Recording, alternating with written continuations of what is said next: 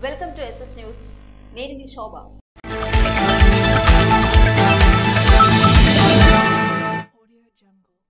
Srikakulam B dental hospital వారి సౌజన్యంతో ఆదివారం అల్లినగరంలో ఉచిత దంత వైద్య శిబిరాన్ని నిర్వహించారు.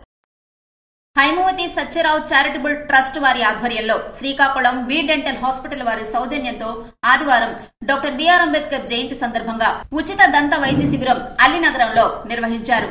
పై కార్యక్రమంలో B dental managing director Jani Madugula, doctor Priyanka, doctor Ushasri మరియు వెంకటేష్, వాసవి, నితీష్ పాల్గొన్నారు. ఉచిత దంత వైద్య పరీక్షలతో పాటు అవసరమైన ఉచిత మందులు, టూత్ పేస్టులు అందజేశారు. సుమారు ఈ కార్యక్రమంలో 327 మందికి పరీక్షలు చేసి మందులు పంపిణీ చేయడం జరిగింది.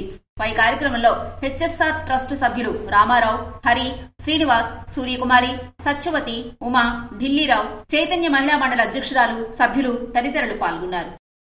ఉమ్మడి అభ్యర్థి బగ్గు రమణమూర్తి శనివారం నర్సనపేట మండలం చోడవరంలో ఎన్నికల ప్రచారం నిర్వహించారు. శనివారం నర్సనపేట మండలం చోడవరం పంచాయతీ, చోడవరం, గెడ్డవాణిపేట, సాలిపేట మరియు శివరాంపురం గ్రామాల్లో ఉమ్మడి టీడీపీ అభ్యర్థి బగ్గు రమణమూర్తి ఎన్నికల ప్రచారం నిర్వహించారు. బాబు సూపర్ 6 పథకాలను ప్రజలకు వివరించి రానున్న ఎన్నికల్లో సైకిల్ గుర్తుపై ఓటేసి తెలుగుదేశం పార్టీని అత్యధిక మెజారిటీతో గెలిపించాలని ప్రజలను అభ్యర్థించారు. ఎమ్మెల్యే అభ్యర్థిగా తనను, ఎంపీ అభ్యర్థిగా కింజరాపు రామ్మోహన్ నాయుడును గెలిపించాలని కోరారు.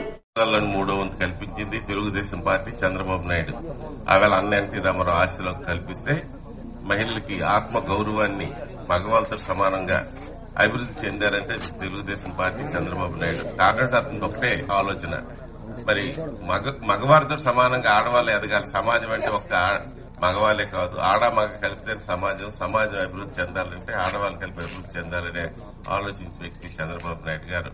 నాకు సమస్య పలానా దగ్గర ఉందని తెలియజేస్తే మన డీలర్ అనుకుంటున్నప్పుడు మాకు ఊరిని రోడ్డు కోరించేస్తుంది, మాకు ఒక ప్రొటెక్షన్ వాల్ కావాలని నా దగ్గరికి వచ్చారు. మీరందరూ రాలే, ఒక అతను వచ్చినప్పుడు కలిపి దానికి సపరేట్ గా నిధులు కలిపి మంజూరు చేశాను. అంటే ఆ మెట్లు గాని ఇది గాని ఇచ్చాను. అంటే మీరు అడగకపోయినా మీ సమస్యలు తెలుసుకుని కార్యక్రమాలు చేసిన వ్యక్తి మీ రమణమూర్తి అని మీకు ఒకసారి తెలియజేస్తూ, ఇవాళ మీరు చూపించిన అభిమానానికి ఎంత చేసినా నా రుణం నేను తీర్చుకోలేను. తప్పనిసరిగా నాకు శాసనసభ్యుడు అవుతాను, దాంట్లో ఎటువంటి సందేహం లేదు. రాష్ట్రంలో తెలుగుదేశం ప్రభుత్వం వస్తుంది, రామ్మోహన్ నాయుడు ఎంపీ అవుతాడు, సెంట్రల్ లో కలిపి ఇవాళ ఎన్డీఏ ప్రభుత్వం వస్తుంది. నేను శాసనసభ్యుడు అయిన తర్వాత ఏదైతే ఆవేళ విడిచిపెట్టిస్తున్నామో ఆ మంచినీటి స్కీమ్ ని మంజూరు చేసి ఈ గ్రామాలకన్నిటికీ, మన రైలు రోడ్డు యువతలు ఉండే గ్రామాలకి అందరికీ తాగునీరు అందించే కార్యక్రమం చేస్తానని సందర్భంగా మీకు తెలియజేస్తాను. నా జేయం ఒకటే, ప్రతి ఎకరానికి సాగునీరు అందాలి, మంచి తాగునీరు అందాలనే విధంగా పనిచేస్తూ గ్రామాల అభివృద్ధికి మౌలిక సదుపాయాలు కల్పించడం కలిపి నా వంతు నేను సహకరిస్తానని, తోడ్పడతానని మరొకసారి తెలియజేస్తూ, తెలుగుదేశం సంక్షేమం చేయలేదా? సంక్షేమ కార్యక్రమాలు పెట్టిందే తెలుగుదేశం పార్టీ.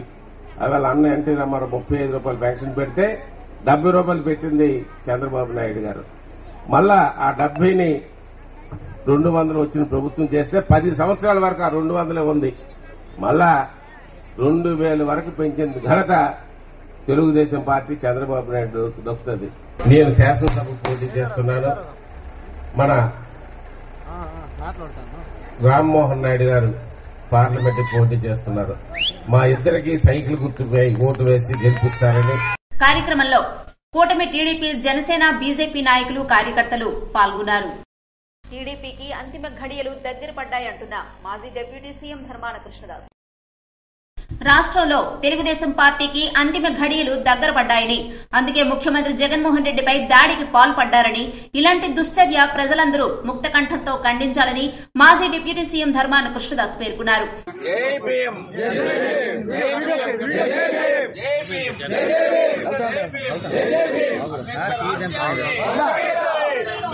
గౌరవ ఆంధ్రప్రదేశ్ ముఖ్యమంత్రి శ్రీ వైఎస్ జగన్మోహన్ రెడ్డిపై జరిగిన దాడిని ఖండిద్దాం ఖండిద్దాం ఖండిద్దాం ఖండిద్దాం ఖండిద్దాం ఖండిద్దాం ఖండిద్దాం ఖండిద్దాం.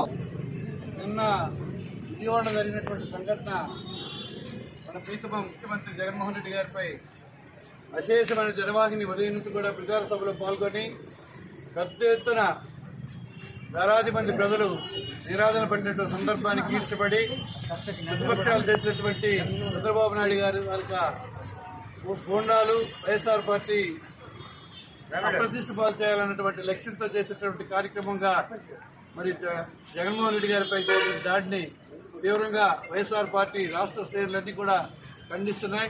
అలాగే శ్రీకాకుళం జిల్లాలో కూడా అన్ని నియోజకవర్గాల్లో కూడా మా వైఎస్ఆర్ పార్టీ నాయకులు స్వచ్ఛందంగా ప్రజలు దీన్ని తీవ్రంగా ఖండిస్తున్నారు. ఇది తెలుగుదేశంకి అంతిమ గడియలని నేను ఈ చర్య ద్వారా ఈ మరింత అది వెనక ప్రజలకు తిరస్కారానికి గురవుతారని తెలియజేసుకుంటూ ఒక ప్రజాదరణ కలిగినటువంటి నాయకుడి పట్ల ఈర్ష్తో ప్రతిపక్షాలు చేసే ఈ దాడిని తీవ్రంగా వైఎస్ఆర్ పార్టీ శ్రేణులు ఈ రాష్ట్ర ప్రజలు తీవ్రంగా ఖండిస్తున్నారని తెలియజేస్తున్నారు. ఆదివారం నర్సనపేట పట్టణంలోని అంబేద్కర్ విగ్రహం వద్ద నల్ల బ్యాడ్జీలతో నిరసన కార్యక్రమం చేపట్టారు. ప్రధాన రోడ్డుపై సీఎంపై దాడిని ఖండిస్తూ నినాదాలు చేశారు.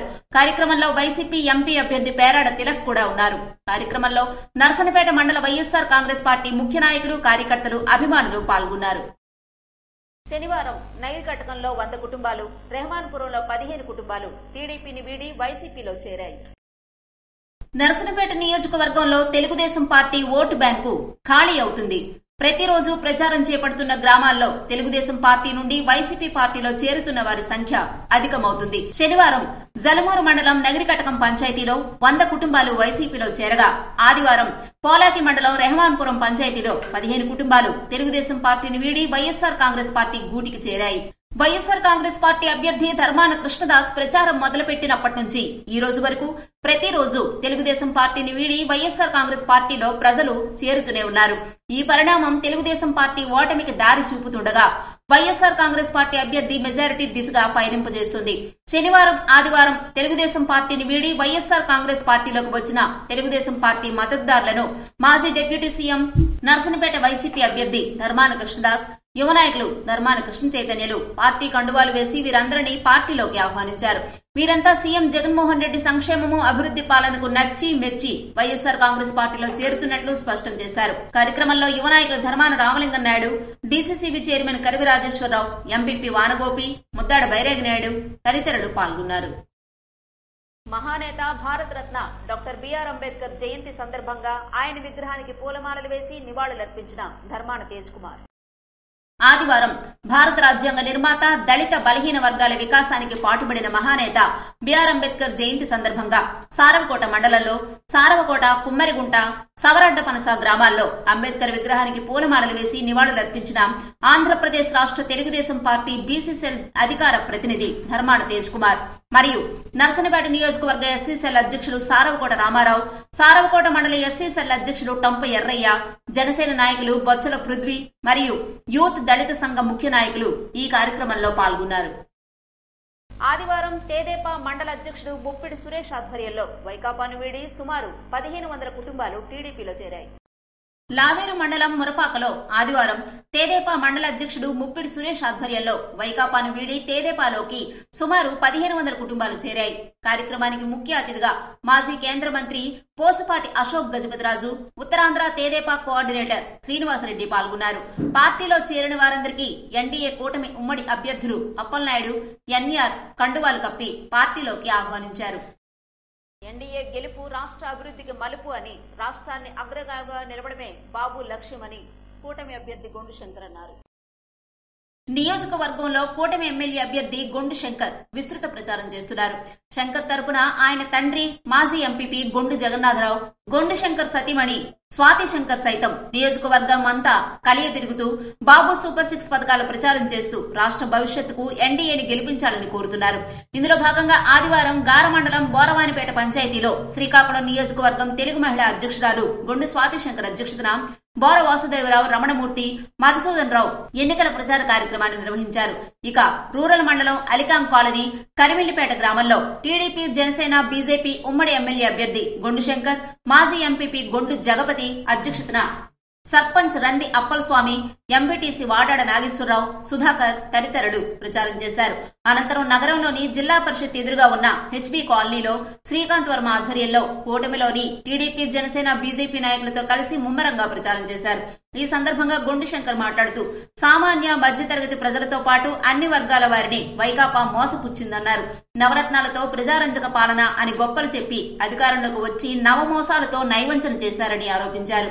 సంపూర్ణ మద్య నిషేధం హామీని తుంగలోకి తొక్కి చవకబారు మద్యంతో మహిళల జీవితాలతో ఆడుకున్నారని విమర్శించారు. జగన్మోహన్ రెడ్డి నియంతృత్వ పాలనతో అధోగతి పాలైన రాష్ట్రానికి జవసత్వాలు తెచ్చి అభివృద్ది బాటలో పరుగులు పెట్టించడానికి చంద్రబాబు కంకణం కట్టుకున్నారని చెప్పారు. అందుకోసమే పవన్ కళ్యాణ్ కేంద్రంలోని బీజేపీతో జట్టు కట్టారని, వారిరువురి సహకారంతో లక్ష్యాన్ని సాధిస్తారని తెలిపారు. కూటమిని అడ్డుకోలేక అసత్య ప్రచారాలకు దిగుతున్నారని, వాలంటీర్లను కూటమికి దూరం చేయాలనే కుట్రతో టీడీపీ గెలిస్తే వాలంటీర్ వ్యవస్థను రద్దు చేస్తుందని తప్పుడు ప్రచారం చేస్తుందన్నారు. అసమర్థ పాలనతో నియోజకవర్గ కేంద్రంలోనూ సమస్యలు పేరుకుపోయాయని ఆవేదన వ్యక్తం చేశారు. వైకాపా మాయలో పడొద్దని కోరుతూ ఎంపీ రామ్మోహన్ నాయుడు ఎమ్మెల్యేగా తనను గెలిపించాలని కోరారు. ఈ రోజు మన రాష్ట్రం ఎంతో వెనకబడిపోయింది.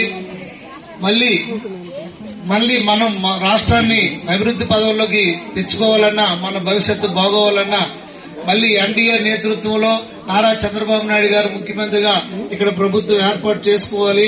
అలాగే కేంద్రంలో నరేంద్ర మోడీ గారి ఆధ్వర్యంలో ఎన్డీఏ ప్రభుత్వం ఏర్పాటు అవ్వాలి.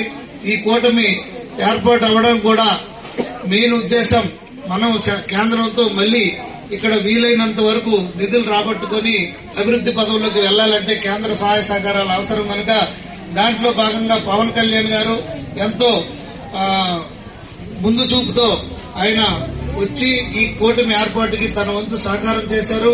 అలాగే నారా చంద్రబాబు నాయుడు గారు కూడా ఈ కూటమి కోసం అన్ని ప్రయత్నాలు చేసి కూటమి ఏర్పాటు చేసి ఈ కూటమి అభ్యర్థిగా శ్రీకాకుళం ఎమ్మెల్యే అభ్యర్థిగా గుడ్డు శంకర్ అనే నన్ను ఇక్కడ ప్రకటించడం జరిగింది. అలాగే ఇందిరపు రామ్మోహన్ నాయుడు గారు ఎంపీ అభ్యర్థిగా ప్రకటించడం జరిగింది.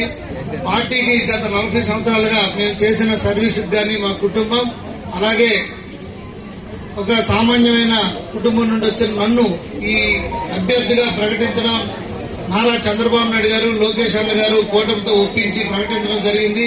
ఈ సందర్భంగా నేను తెలియజేసుకున్నది ఏంటంటే, నేను ఎప్పుడు కూడా మీ అందరితో పాటే ఉండి మీ అందరి వాడిగా ఉంటూ మీ అందరి కష్ట సుఖాల్లో పాలు పంచుకుంటూ ఈ ప్రాంతం అభివృద్దికి, ఈ వార్డు అభివృద్దికి, అలాగే నియోజకవర్గ అభివృద్దికి కూడా నేను తోడ్పాటు అవుతానని, అలాగే ఏదైతే ముందు మన ఈ ఎలక్షన్ లో ఈ వైసీపీ నాయకులు ఎటువంటి ప్రలోభాలు పెట్టినా గురి కాకుండా, ఎటువంటి వాళ్ళు భయభ్రాంతులకు గురి చేసినా మనం గురి అవ్వకుండా ముందుకు సాగుతూ ఈ 30 రోజులు కష్టపడి మళ్లీ చంద్రన్న ఇక్కడ కూటమి ద్వారా చంద్రబాబు నాయుడు గారికి, అలాగే అక్కడ నరేంద్ర మోడీ గారికి ప్రభుత్వం రావాలంటే ఇక్కడ రామ్మోహన్ నాయుడు గారికి అఖండ మెజారిటీతో మనం ఇక్కడ నుండి ఎంపీ అభ్యర్థిగా గెలిపించుకోవాలి. అలాగే నన్ను ఎమ్మెల్యే అభ్యర్థిగా అఖండ మెజారిటీతో గెలిపించవలసిందిగా అందరినీ కోరుతూ ఈ అవకాశం ఇచ్చిన ప్రతి ఒక్కరికి పేరు పేరున నా హృదయపూర్వక ధన్యవాదాలు, నమస్కారాలు తెలియజేసుకుంటున్నాం.